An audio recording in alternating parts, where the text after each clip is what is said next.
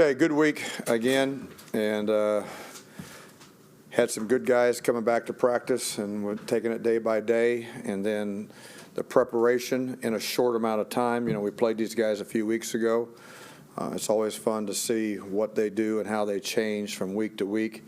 You know, Bill and Josh do a good job, you know, along with Tom Brady, on adapting to the personnel and adapting to the team that they play against, and they always try to throw in some new things and some new wrinkles and some new looks. So we have to be prepared, but when you've been in the league as long as some of us have, you know, we've seen a lot of different things, and we've gone against them before a lot of different ways, and you get a little bit time to go back and take a look at, you know, all the things on weeks after and days after that they've played other people, and try to compare and contrast. And our guys are now at the point, players, that when we're talking in there, there's a full-blown understanding. A little bit different when you have a new staff and you start calling things differently. It's the same game, but you're using different terminology of how you talk about things. They're now talking about things in the same language that we are, and it's been good. It's been a good week. Questions? Greg, can you just take us through your thought process? In crunch time, you need to make a play, and you were very aggressive on the two-point conversion. Well, the big thing is that all year long, and I don't know what the total numbers are, but we're pretty aggressive anyway. And we had been aggressive down there several times in that situation, or as got lower in the red zone. And then with me is that if I'm going to go down, I'm going down swinging. And I've always done that for my whole career. And our guys, how do we go about picturing things the right way with the right people doing those things? And, you know, we have a particular set of schemes to where we can isolate certain people in those instances. And obviously Jamal is one of those guys that you like doing that with, and he was able to capitalize on that. But we all were. It took you know, everybody out there to force the ball to be thrown to a certain spot too, and how you dictate that coming out through the eyes of the quarterback. Our guys are starting to learn a little bit about how we picture things through the eyes of the quarterback. And me playing that position helps a little bit on what we've been able to do defensively for all the years we've been doing this, and how we change the post-snap look different than what you think we're doing pre-snap. That helps the success rate of a defense, and we gave a totally different picture of that prior to what actually took place, and our guys executed it well. I know during the spring you kind of had a point system, like game set up for the players, and the defensive line has a little competition going on right now. Why do little battles in games like that, why are they important to you? What can they kind of do for you? That's a very good question. And, you know, all of us at this level should be and are addicted to competing. And that we want to know, if you want to increase focus, if you want to increase accountability, if you want to increase discipline, if you want to increase execution, make it competitive. And then also make it be prideful. And one of the sayings I have is, we're never going to apologize for competing. And that's in an argument, that's in a meeting, that's first in the building, that's last out of the building, however we compete. And that when they do things from a production standpoint, and then you post a grade, and you get a chance to see how all the people are competing for the top grade, that makes it fun, and it also makes it accountable. How do we, as coaches, how do we as parents, how do we as whoever, leaders, take the subjectivity out of how you're being graded and make it as objective as possible? And when those numbers are up there, it's easy for them to see how objective you are. And they're all on the same page, because empowerment is powerful. And when it becomes their idea as opposed to my idea, watch how much it goes in. It's been fun to see that with this group of guys. They're a really good and fun group to be around. And now, you know, the imitation things that they do back at me, you know, they come in with ideas, and all of a sudden, boom, I try to, as much as possible, implicate or install some of those ideas that they have, and that makes it even more fun because it's ownership. Greg, you've gotten a lot from different guys on that defensive line. You know, Foley's playing a lot now, Phillips, Willis. What does that do for your defense when you're able to have that kind of rotation? when you have that type of an understanding, that type of an accountability, and that type of production, now you really can do a unified rotation, and those guys can be playing at a fresher rate. I've been places where you didn't have enough depth to where you had to overplay too many people. And back in, I don't know if I mentioned this to you guys before, but back in the early 90s, I learned that on a staff that I was on with Jack Pardee. And Jim Eddy was the coordinator, and how we were rotating our guys, because a defensive lineman is in a total different fist fight for 3 hours than an offensive lineman, because of the pursuit angles and all the running that they do that, offensive linemen don't have to do. So how do you rotate those people? And I smile all the time, and I tease Jimmy Johnson all the time on how he got credit for that, but he learned that from us, because we practiced against them and scrimmaged against them so much as the Houston Oilers and the Dallas Cowboys back then. This group of young men right here gives us that chance. It gives us that accountability that where we're not falling off when the next man up goes in there, and we keep that rotation well. And our D-line coaches, Andre Carter and Blake Williams, are doing a good job with that accountability on teaching those guys how to do that.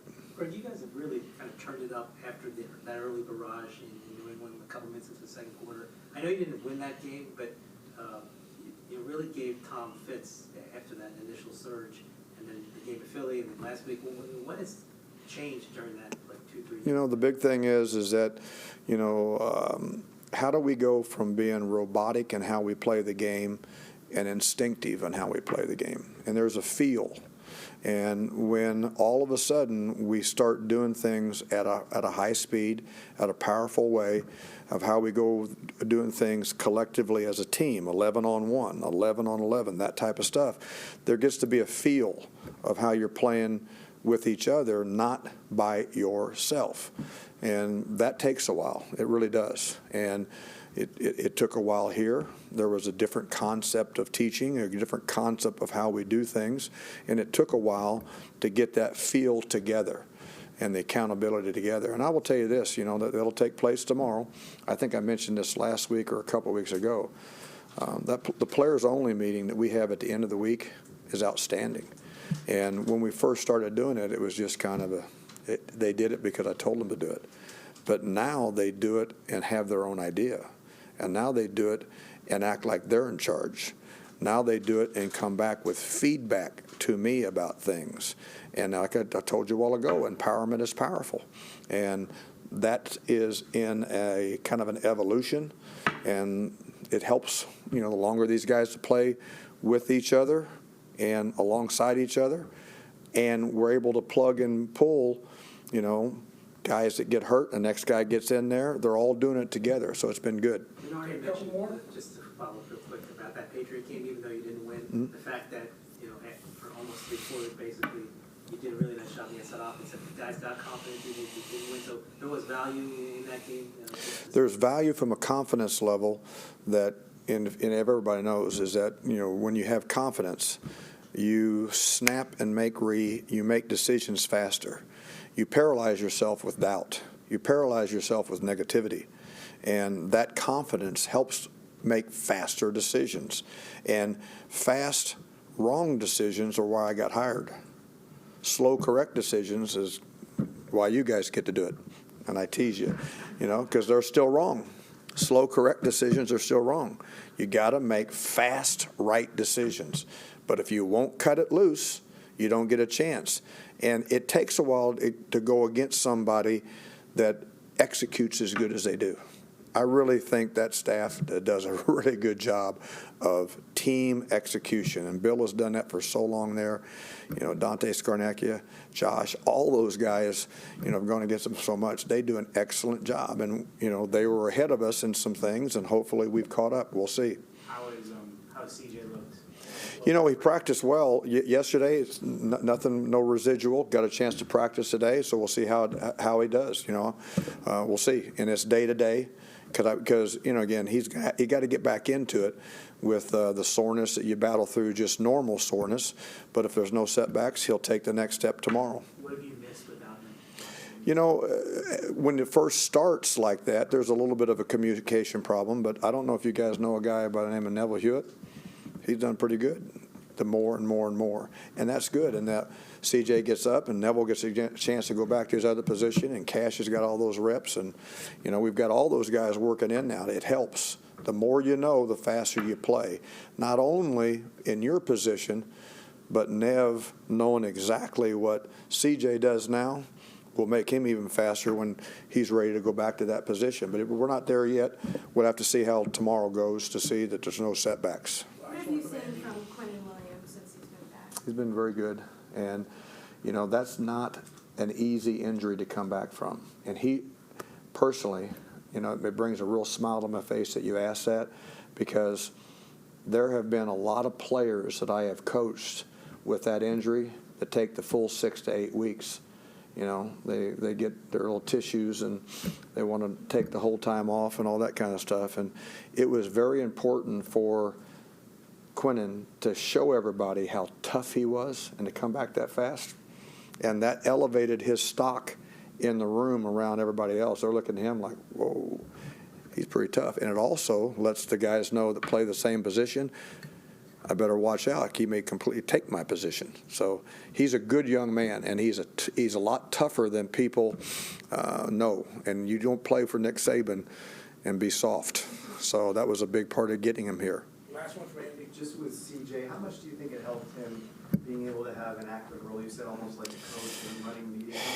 It does help him, and it does help him in respect of there's no slow down process of getting a feel back to making the calls, because he was doing it like a coach anyway.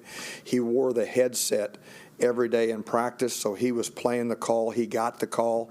He criticized me constantly if I made the call wrong, which was a fun back and forth, competition that you have. And even on game day, he wore the headset, like a coach on the sideline, and when it was involved. And we all know that when you stay active in the mind, you help the rehab process. The body recovers faster. I've seen him communicate in 2 days even better than he was communicating before he got hurt. And it's because of all the communicating he's been doing, getting used to the verbiage, getting used to how we all see things together. And they want to please us, please me, in how they see things. He had to do that the whole time. If he just would have checked out, he would have been taking steps backwards. But I don't see him taking steps backwards right now. I really don't. Thank you, everyone. All right. You bet.